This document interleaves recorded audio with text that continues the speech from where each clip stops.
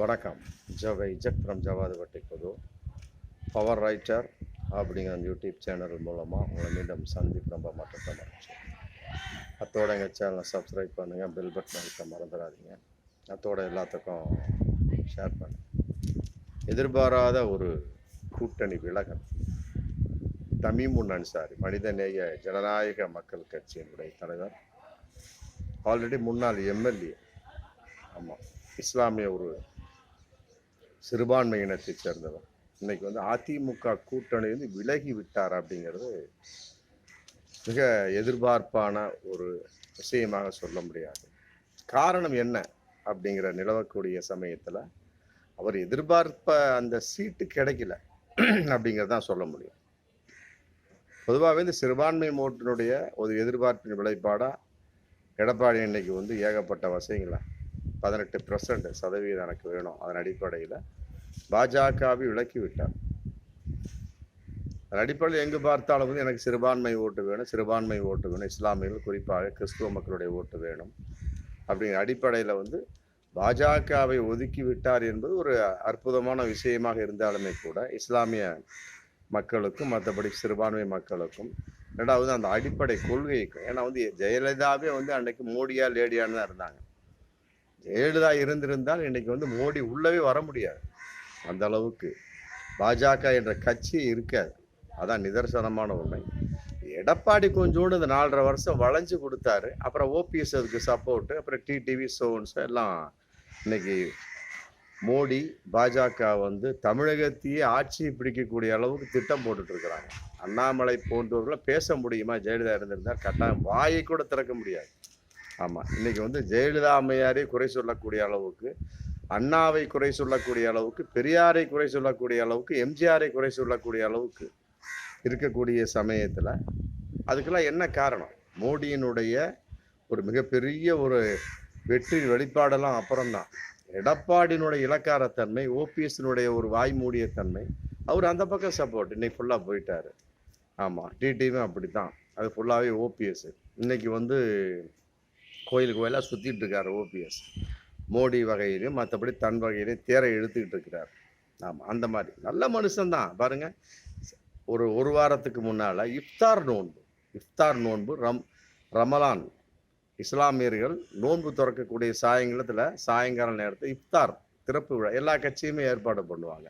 அதன் அடிப்படையில் அவர் ஏற்பாடு பண்ணார், ஓபிஎஸ் சம்மந்தப்பட்ட. அதை நொறுக்கி நாசமாக்கிய மிகப்பெரிய ஒரு பெருமை பாஜகவுக்கு சேரும். அந்த அளவுக்கு மிக கேவலமான மோசமான ஒரு கட்சியோடு அவர் இன்னைக்கு கூட்டணியாக போயிட்டு இருக்காரு. ஓரமாக ஒதுங்கி உட்கார்ந்து கொள்ளுங்கள் அப்படிங்கிற கான்செப்ட். 1 சீட்டு 2 சீட்டு கிடைக்க நிச்சயம் வாய்ப்பு இருக்கு, தேனி மதுரை.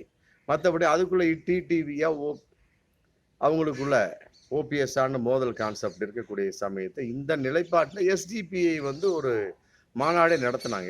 எடப்பாடி தலைமையில் மதுரையில் மாநாடை நடத்தி மற்றபடி தன்னுடைய ஆதரவை முழுமையாக தெரிவித்தார்கள். நெல்லை முபாரக் அந்த வகையில் அவங்க எடப்பாடி வகையில் சிறுபான்மை இன கட்சியாக இருந்தாலும் எடப்பாடிக்கு ஆதரவுங்கிற கான்செப்டில் இருந்துட்டு இருக்கிறாங்க. அதே நேரத்தில் மனிதநேய மக்கள் கட்சி எதனால் வெளியே வந்தது? இன்னைக்கு அறிவாளை நோக்கி போய் முக ஸ்டாலினை பார்த்து, மற்றபடி எங்களுடைய நிலைப்பாடு திமுகவை நோக்கி தேர்தலில் போட்டியிடுவதா, இல்லை தேர்தலில் போட்டியிடக்கூடிய ஜனநாயக அமைப்புகளுக்கு நாம் ஆதரவு அளிப்பதா அப்படிங்கிற முடிவின் அடிப்படையில் ஜனநாயகமாக சம்பந்தப்பட்ட கட்சிகள், அதற்கு ஆதரவு அளிக்கக்கூடிய மதச்சார்பற்ற கட்சிகளுக்கு நாங்கள் ஆதரவு தெளிக்க வந்துள்ளோம் சொல்லி போட்டு இன்னைக்கு பேட்டி கொடுத்துருக்கார். அதே நேரத்தில் போர் கப்பலில் நாங்கள் பயணம் செய்ய போகின்றோம் திமுக கூட்டணியோடு. முன்னால் இருந்தப்போ நாங்கள் கட்டுமரங்களிலோ மறுபடியும் பாய்மர கப்பலிலோ நாங்கள் பயணம் செய்ய மாட்டோம் அப்படிங்கிற மாதிரி வித்தியாசமாக பேசியிருக்கிறாரு. இருந்தாலும் நிலைப்பாடு அங்கே இருக்கக்கூடிய ஒரு சூழல்ல என்ன அப்படிங்கிறது மிகப்பெரிய ஒரு கேள்விக்குறி. கேட்ட தொகுதி கிடைக்கவில்லையா, அல்லது தொகுதியே இல்லை என்று சொல்லிவிட்டார்களா அப்படிங்கிறது இன்னைக்கு ஒரு சூழல். தேமுதிகவுக்கே 7 சீட்டு அப்படின்னாங்க, 5ன்னாங்க, இப்போ 3 ரேஞ்சுக்கு போயிட்டு இருக்காங்க. அவங்களே தனித்து நாங்கள் போட்டியிடுவோம்னு கான்செப்ட் போயிட்டு இருக்காங்க. பாமக ஆல்ரெடி முடிஞ்சு பாஜகவோட கூட்டணி 10 தொகுதி. அப்போ அதிமுகவோடு இந்த புதிய பாரதம், மற்றபடி 2 ஒரு சிறிய கட்சிகள், ஆமாம் அது கூட சொல்லலாம். மற்றபடி வேறு பெரிய விஷயமா சொல்ல முடியாது. ஓவைசி பிரிவு, எஸ்டிபி, அவ்வளோதான். இப்போ இருந்த மனிதநேய ஜனநாயக மக்கள் கட்சியும் விலகி விட்டது அப்படிங்கும் போதுல அவங்களுடைய வெற்றி நிலைப்பாடு எப்படி அப்படிங்கிறது மிகப்பெரிய ஒரு கேள்விக்குறி தான். பொதுவாக பாமக விலகி இதை சம்பந்தப்பட்ட வகையில் கூட அதிமுக ஒரு நல்ல விஷயம்தான், அதில் ஒரு மாற்று கருத்துலாம் கிடையாது. ஆமாம், பாஜக நிற்கக்கூடிய இடத்துல பாமகவுக்கு கட்டாயம் வாய்ப்பு இல்லை, பாமக நிற்கக்கூடிய இடத்துல பாஜகவுக்கு மிகப்பெரிய ஒரு வாய்ப்பு இருக்கிற மாதிரிலாம் சொல்லலாம் முடியாது. அந்த மாதிரி ஒரு சூழல் தான் இருந்துகிட்டு இருக்கு. மற்றபடி இந்த வகையில் பாமக தன்னுடைய சின்னத்தை தக்க வைத்துக் கொள்ளலாம். 10 தொகுதி கொடுத்துருக்காங்க, அதுக்காகவே போயிருக்கிற மாதிரி தான் இன்னைக்கு தகவல் போயிட்டுருக்கு. 10 தொகுதி கொடுத்தாங்கன்னா பரவாக நிற்கக்கூடிய சமயத்தில் அவருடைய வாக்கு எண்ணிக்கை கொஞ்சம் அதிகமாக தெரியக்கூடிய வாய்ப்பு. ஆமாம், திண்டுக்கல்லாம் மிகப்பெரிய ஒரு தோல்வி தான் பாமக கட்டம் இன்னும் காத்துக்கொண்டு தான் இருக்கிறது. அதனால் அதை தரமாட்டாங்க. மற்றபடி ஜிகேவி மற்ற கட்சிகளுக்கு எல்லாம் பிரித்து கொடுக்கக்கூடிய சமயத்தில் மொத்தம் ஒரு 18 தொகுதி போகணும்னு வைங்களேன்.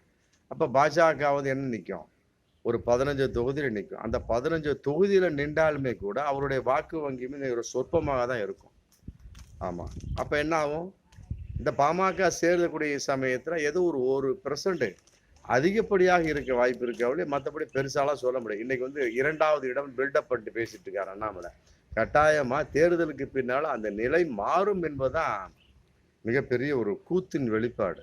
பாமக தன்னுடைய ஓட்டு வங்கியை காப்பாற்றிக் கொள்வதற்காகவும் தன்னுடைய சின்னத்தை காப்பாற்றிக் கொள்வதற்காகவும் தந்திரமாக பாஜகவோட கூட்டணி சேர்ந்திருக்கிறார்கள். அதான் பகிரங்கமான. ஏன்னு கேட்டால் அதிமுகவோட கூட்டணி சேர்ந்தமா அவங்க அந்த அளவுக்கு தொகுதி தரமாட்டாங்க. 7+1க்கு வந்தாங்க. பட் இருந்தாலுமே ராஜ்யசபா சீட்டு இல்லைன்னு சொல்லிட்டாங்க. இங்கே அப்படி எல்லாமே உண்டு. ராஜ்யசபா சீட்டு, 10 தொகுதி, அமௌண்ட்டு, அமைச்சரவை பதவி, மற்றபடி வழக்கிலிருந்து விடுதலை, இதெல்லாம் நிறைய இருக்குது. அதன் அடிப்படையில் தன்னுடைய கட்சி எவ்வாறு காப்பாற்றி கொள்ள வேண்டும் அப்படிங்கிற கான்செப்ட் தான் அடிப்படை.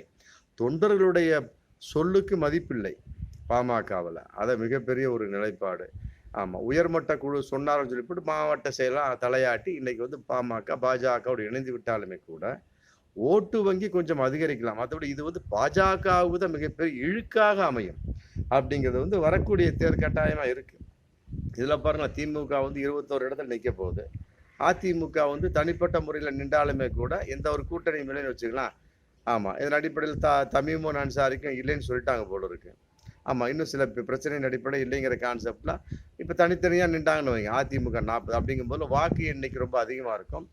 குறிப்பிட்ட 1 கோடிக்கு மேலே அதிமுகவுடைய நிலைப்பாடு அதிகமாக இருக்க வாய்ப்பு. நிறைய பேர் வாக்களிக்க வாய்ப்பு இருக்குது.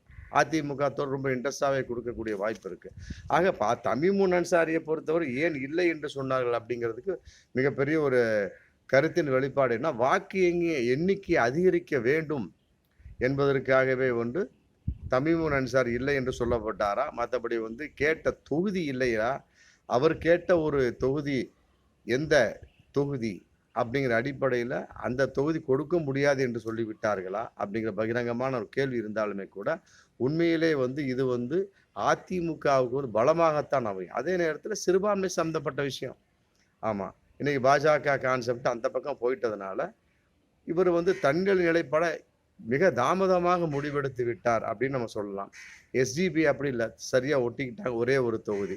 ஆமாம், அந்த தொகுதி கூட தமீமுன் அன்சாரி மனிதநேய ஜனநாயக மக்களுக்கு கட்சி கொடுக்க மாட்டார்கள் அப்படிங்கிற நிலைப்பாட்டில் மிக தாமதமாக இங்கே ஒட்டி இருக்கிறார். முதலில் வந்திருந்தாலுமே கூட ஆரம்பத்தில் இருந்திருந்தாலுமே ஏதோ ஒரு வகையில் கட்டாயமாக ஒரு தொகுதியாக கொடுத்துருப்பாங்க. ஆமாம், திமுக இன்னைக்கு அதுக்கும் இல்லை. நம்ம ஆதரவு தெரிவிக்கிறோம். அதன் அடிப்படை திமுகவுடைய ஓட்டு வங்கி அதிகரிக்கும். அதிமுக அந்த ஓட்டு வங்கி தனிப்பட்ட முறையில் பார்க்கின்ற பொழுது இது மிகப்பெரிய ஒரு பாதிப்பை ஏற்படுத்தார். பாமகனுடைய சேர்ச்சியோ பாமகவினுடைய விலகி சென்றதோ தமீமுன் அன்சாரி விலகி சென்றதோ அதிமுக எந்த வகையிலுமே பாதிக்காது. ஆமாம், அவர்களுக்கு கட்டாயமாக ஓட்டு வங்கிங்கிற கான்செப்ட் மிகவும் அதிகமாக வர வாய்ப்பு இருக்கு. அதே நேரத்தில் ஒன்று மட்டும் ஒரு சிறுபான்மையினுடைய ஓட்டு வேண்டும் என்று சொல்லக்கூடிய இது எடப்பாடி கடைசி வரை மனம் மாறாமல் இருக்க வேண்டும். அதுதான் இஸ்லாமியர்கள் கிறிஸ்தவர்கள் போன்ற சிறுபான்மை எதிர்பார்க்கக்கூடிய விஷயம். அது வரும் காலங்களில் தெரியும். அதே நேரத்தில் பாமகவுடைய நிலைப்பாடு ஒரு பக்கம், அது பாஜகவோட கூட்டணி சேர்ந்த நிலைப்பாடு. இன்னைக்கு பளிச்சுன்னு ஆயிடுச்சு. அதிமுக ரூட்டு கிளியர், எந்த ஒரு விஷயமும் கிடையாது. தேமுதிக வந்தாங்க அப்படின்னா அதன் அடிப்படையில் என்ன பொசிஷன், அதுவும் வந்து குறைவான தொகுதி தான் ஒதுக்குவோம் அப்படின்னு சொல்லிட்டாங்க. அதனால வந்து அந்த அம்மா பிரேமலதா சொல்லிட்டாங்க. ஆமாம் 40 நாங்கள் தனிப்பட்டவர்கள் நிற்க போகிறோம் அப்படிங்கும்போது துண்டாக சிதையக்கூடிய வாய்ப்பு இருக்கக்கூடிய சமயத்தில் அதிமுகவுக்கு மட்டும் என்ன பளிச்சு எடப்பாடியினுடைய நிலைப்பாடு அப்படிங்கிறது மட்டும் துண்டா தெரிஞ்சு போயிடும். அப்ப தன்னுடைய அளவுகளை சீர்தூக்கி பார்க்க வேண்டும் என்பதற்காக எடப்பாடி இந்த திட்டத்தை போட்டு விட்டாரா, எல்லாத்தையுமே கழிச்சு கட்டிட வேண்டியது. கூட்டணின்னு வர்றாங்க, தமிமுக அன்சாரியை கழிச்சு கட்டு, தேமுதிகவும் கழிச்சு கட்டு, பாமகவையும் கழிச்சு கட்டு, தேமுதிக வந்தால் 2 சீட்டு மேலே கொடுக்காத, பாஜகவையும் கழிச்சு கட்டு, ஓபிஎஸ் டிவி ஆட்டோமேட்டிக் ரெடி. அப்போ என்ன ஆகுது, அதிமுகவுடைய எடப்பாடி அணி மட்டும் தனிப்பட்ட ஒரு விஷயம் பெரும்பான்மையான தெரிஞ்சிட போகுது. அதன் அடிப்படையில் அவருடைய ஒரு நிலைப்பாடு என்ன கான்செப்ட், அடுத்து வரக்கூடிய சமயத்தில் நாங்கள் என்ன பண்ணோம், இந்த அளவுக்கு ஓட்டு வங்கி வச்சிருக்கோம் கான்செப்ட். இரட்டை இலை சின்னத்துக்கு ஒரு தகராறு வந்தாலுமே சரி, அதிமுக கட்சி சம்பந்தப்பட்ட வகையில் தகராறு வந்தாலும் சரி, இதை வைத்து அவர் தூக்கி நிறுத்த முடியும் அப்படிங்கிற நிலைப்பாடு தான் எல்லா கட்சிக்கு வந்து கொஞ்சம் கொஞ்சமா சீட்டு இவ்வளவுதான் அப்படின்னு சொல்லிட்டு இருக்கிற மாதிரி ஒரு தகவல் இன்னைக்கு போயிட்டு இருக்கு. பார்ப்போம். இதன் அடிப்படையில் தேர்தல் முடிந்ததுக்கு பின்னால, ஆமா ஜூன் 4ஆம் தேதிக்கு மேல அதிமுக நிலைப்பாடு கட்டாயமாக, குறிப்பாக அதிமுக எடப்பாடி தனிப்பட்ட ஒரு பெரும்பான்மை, அவருடைய ஓட்டு வங்கி என்னங்க துண்டா தெரிஞ்சு போடும். அதன் அடிப்படையில் அவருடைய அடுத்த ஸ்டெப் கட்டாயமாக இருக்கும் என்பதான் நம்ம கணக்கிட்டு பார்க்கக்கூடிய ஒரு பகிரங்க உண்மையாக நமக்கு கண்களுக்கு தெரிகிறது. மீண்டும் அடுத்த வீடியோ சந்திப்போம். நன்றி.